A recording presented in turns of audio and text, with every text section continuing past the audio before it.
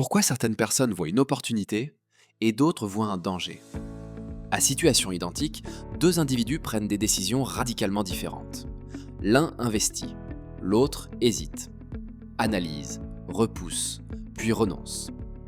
Ce n'est pas une question d'intelligence, ce n'est pas une question d'éducation financière, c'est une question de programmation mentale. Ton cerveau est biaisé, et ce biais porte un nom, l'aversion à la perte. En finance comportementale, des chercheurs ont démontré un phénomène frappant.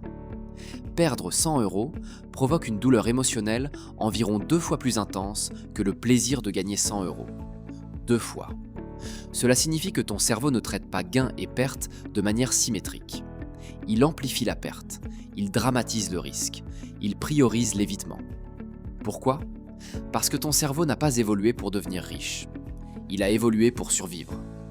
Dans un environnement ancestral, une perte pouvait signifier moins de nourriture, moins de protection, moins de chances de transmettre ses gènes. Ton système nerveux s'est donc construit autour d'un principe fondamental, éviter la perte à tout prix. Ce mécanisme est encore actif aujourd'hui, mais le contexte a changé. Nous ne risquons plus la famine en investissant. Nous ne risquons plus l'exclusion sociale en négociant un salaire. Pourtant, ton cerveau réagit comme si c'était le cas. Chaque décision financière active des circuits émotionnels primitifs. L'amygdale détecte une menace potentielle. Le cortex préfrontal tente de rationaliser. Le système limbique amplifie la peur. Le conflit commence. Rationnellement, tu vois l'opportunité. Émotionnellement, tu ressens le danger. Et l'émotion gagne souvent. Prenons un exemple simple. On te propose un investissement avec 70% de probabilité de gain, 30% de probabilité de perte. Statistiquement, c'est rationnel. Mais ton cerveau ne ressent pas 70% de potentiel. Il ressent 30% de menace. Et cette menace prend plus de place mentale que le gain potentiel. Autre exemple, tu veux lancer un projet. Tu as les compétences, tu as les ressources. Mais tu imagines, et si ça échoue? Et si je perds de l'argent? Et si je perds du temps? Et si je perds en crédibilité? Remarque quelque chose, chaque scénario négatif contient le mot « perdre ».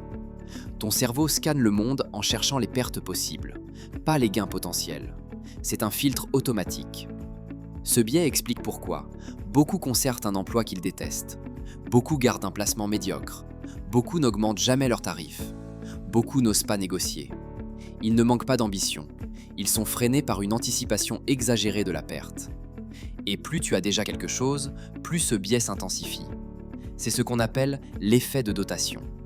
Une fois que tu possèdes quelque chose, tu le surévalues, même si objectivement il n'a pas cette valeur. Tu t'attaches, tu t'identifies, tu refuses de lâcher. C'est pour cela que certains investisseurs refusent de vendre un actif en perte. Ils préfèrent espérer, parce que vendre signifie reconnaître la perte. Et reconnaître la perte active une douleur psychologique intense. Ce biais ne concerne pas seulement l'argent, il influence tes relations, tes choix professionnels, ton environnement, ton niveau de vie.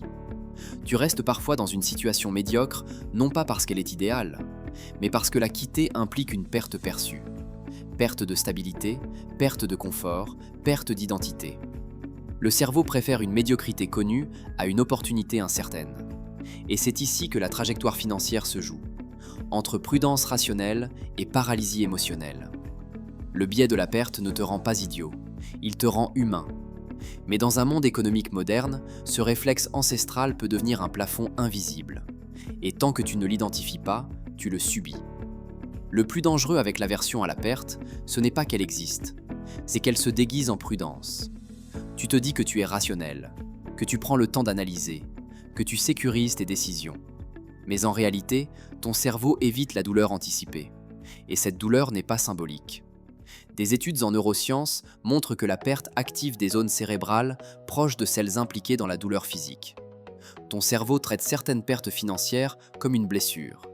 C'est pour cela que l'émotion est si intense. Prenons un cas concret. Un investisseur voit son portefeuille baisser de 10%. Objectivement, ce mouvement est normal sur un marché volatile. Mais subjectivement, il ressent une menace. Son cœur accélère. Ses pensées deviennent catastrophiques. Il imagine une chute plus importante. Alors il vend. Pas parce que l'analyse fondamentale l'exige, mais parce que son système nerveux cherche à faire cesser l'inconfort.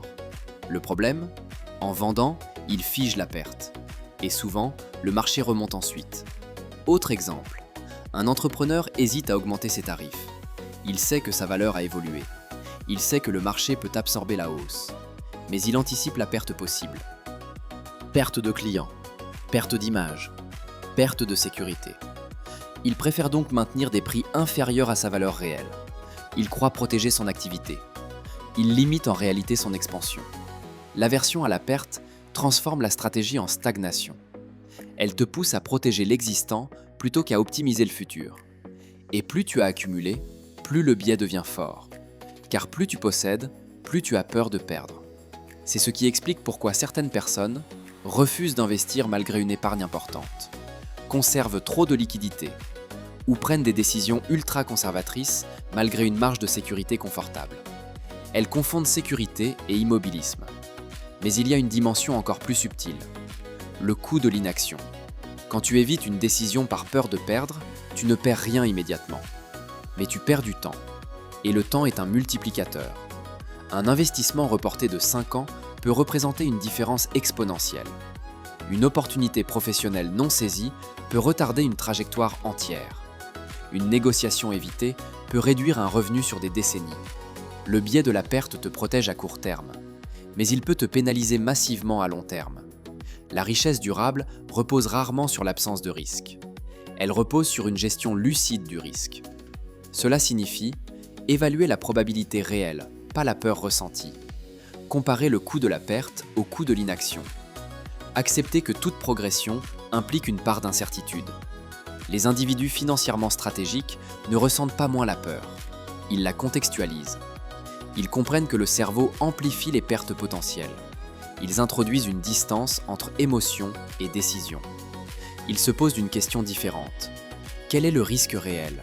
Et surtout, quel est le coût de ne rien faire? Cette seconde question change tout, car elle renverse le biais. Elle expose la perte invisible liée à l'immobilisme. Avec le temps, cette discipline mentale élargit le seuil de tolérance au risque. Et plus ce seuil s'élargit, plus les opportunités deviennent accessibles. La majorité des trajectoires financières ne sont pas bloquées par un manque d'opportunités. Elles sont limitées par un seuil de tolérance à la perte trop faible. Comprendre l'aversion à la perte ne te rend pas imprudent, elle te rend conscient. Et la conscience transforme la peur en variable stratégique. La richesse est mentale. Abonne-toi pour aller plus loin.